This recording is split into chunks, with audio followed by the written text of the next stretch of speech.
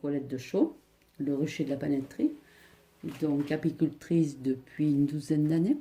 Je fais de l'apiculture pour le loisir et non en tant que professionnel. Et donc j'accueille les touristes qui veulent bien venir, et les locaux aussi, faut pas oublier, qui veulent bien venir au rucher. Et bien, du miel suivant les saisons. Au départ, avec les arbres fruitiers, du miel de printemps. Après, le miel d'acacia suivant les années. L'année dernière, oui. Cette année, non. Parce qu'il n'a pas fait beau pendant la floraison des acacias. Et après, au cours de l'été, le miel toute fleur d'été, qui représente le nectar sur le tilleul, les ronces, le trèfle blanc en priorité. Et quelquefois, suivant les ruches où elles sont placées, du miel de châtaignier. La problématique des frelons asiatiques, c'est un véritable fléau en ce moment. Parce que l'année dernière, il y a eu une recrudescence des nids de frelons que l'on ne trouve pas forcément.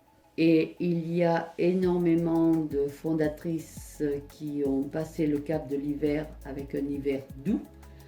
Et lors des piégeages, j'arrive à 182, je crois, aujourd'hui, fondatrices.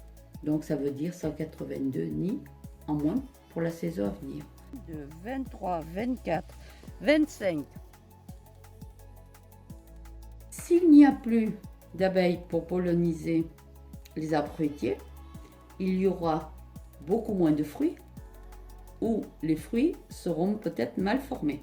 Donc, on a besoin d'insectes pollinisateurs, abeilles et autres, pour la pollinisation de l'ensemble des fruits, pour avoir un fruit, le fruit bien pollinisé est un fruit bien formé. S'il y a des défauts, c'est que la fleur a été mal pollinisée. Quand j'ai débuté l'apiculture, je n'y connaissais pas grand-chose.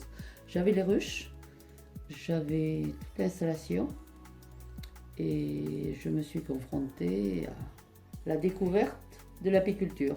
Et d'une découverte, ça a évolué en passion.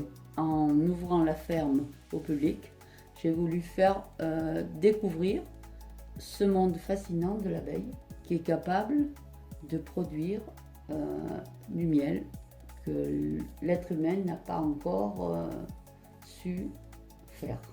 Ce que j'ai découvert beaucoup de choses. J'ai découvert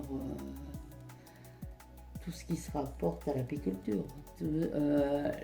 La découverte des arbres fruitiers, des plantes mellifères que je ne connaissais pas forcément. Et ça a permis d'évoluer dans une connaissance, ne serait-ce que pour moi, et de pouvoir la faire partager.